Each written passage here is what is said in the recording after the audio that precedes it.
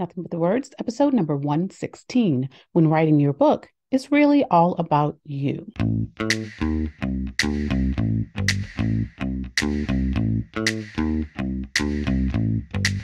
Hey there, and welcome to Nothing But the Words. I'm your book coach, Candice L. Davis. I hope your week and your writing are both going really, really well.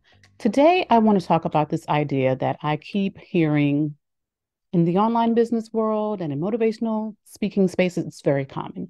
And basically, it boils down to this idea that everything you do should be in service to others. These are the messages I'm hearing. Your purpose should be all about other people. Your business should be in service to others. Your work should be in service to others. At a conference I recently attended, one of the speakers built a really solid case for living life full out. She had a really dramatic story. She encouraged the room full of hundreds of women and about 6 men to let go of shame and blame, ignite their passion, seize the moment, up-level their mindset. All good stuff, all cool. No issues here. She was doing great. But then she went down this service path and she lost me, y'all. Your business should be about service, she said. And she said it more than once. You need to serve. You need to serve. She kept reinforcing it. Now, granted, she is accustomed to working with a lot of men, but as a speaker, you need to know your audience, right? And the reality is that the vast majority of women, at least the ones that I know, do not need anyone to tell them that they should focus on serving more. They spend all day and well into the night serving. They serve their kids and they serve their parents. They serve their spouse or their partner. And hopefully their spouse or partner serves them back. They serve at work or in their business. They serve at church and local charities and their kids' schools. They serve, serve, serve. It's nonstop serving, my friends. Telling women to make their lives about service denies the fact that we too have needs that we hunger to meet. And some of those needs are self-focused needs and desires. So what does this have to do with writing your book? Well, let's bring it together. Recently, one of my clients in my group coaching program, Authors Ignited, said to the group, and I'm paraphrasing her, I have to focus on what my book will do for other people because what it can do for me just really doesn't motivate me. My heart broke a little bit when I heard those words because I really love her. But I also felt it. I knew exactly where she was coming from. She has been convinced that true motivation, true meaning, true purpose, true value can only come from taking care of other people and meeting their needs. Now, back in the 80s, when I was but a whippersnapper, popular culture really did focus on greed. It celebrated greed. Now there's this moralistic attitude against any focus on the self. It's like the pendulum has swung much too far to the other end. Let me let you in on one of the best kept secrets of human motivation. And here it is. Everything we do, we ultimately do for ourselves. We give generously to the mother holding a sign on an off ramp because we like the way it makes us feel in alignment with the values that we said we hold. Who doesn't want to be in alignment with their values? We stop and help the woman broken down on the side of the road because it's important to us to be the kind of person who stops. We volunteer at our kids' schools, largely because it's required, but also because we don't want other parents to think poorly of us. Why? Because we don't want their opinion to make us feel bad or to have a negative impact on our kids. Once again, all about us.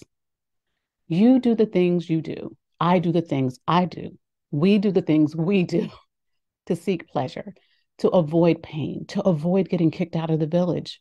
It's all about you, even when you serve. The only reason what your book can do for readers is more motivating than what it can do for you is that you have been taught to deny your own personal interests. Traditionally, women have been directed into lower paying service jobs, right? That we're supposed to do because we can, yes, be of service. Don't worry about actually making a living. We have sacrificed a lifetime of higher wages. We have sacrificed our health. We have sacrificed our goals and dreams. We don't need to be told to serve.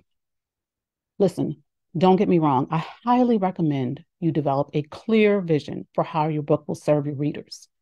You have to give them a reason to buy your book.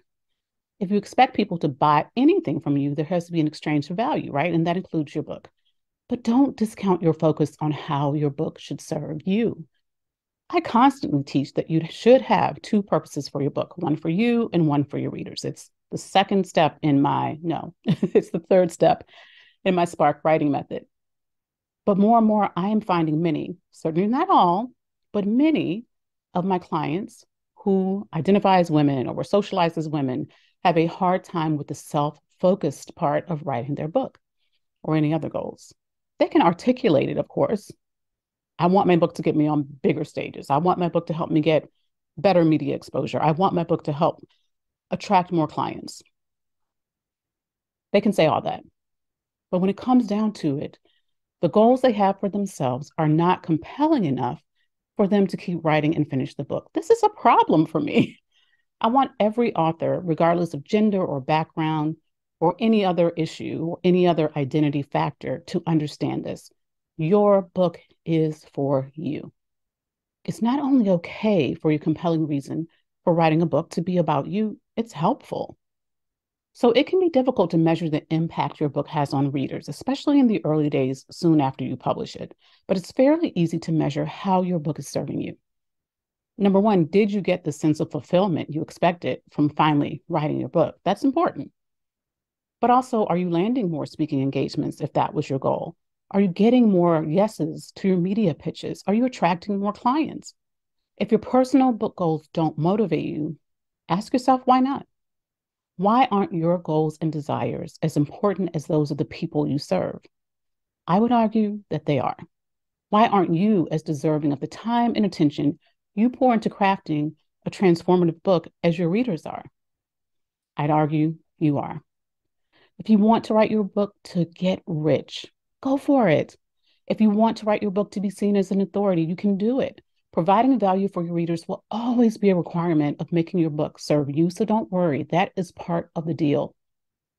If you're looking for a compelling reason to get started writing or to keep going all the way to the end, go look in the mirror. You are the compelling reason, friend. That's all for this week's episode, my friends. Thanks for listening to Nothing But the Words. I'm your book coach, Candace L. Davis, and I'll see you next time.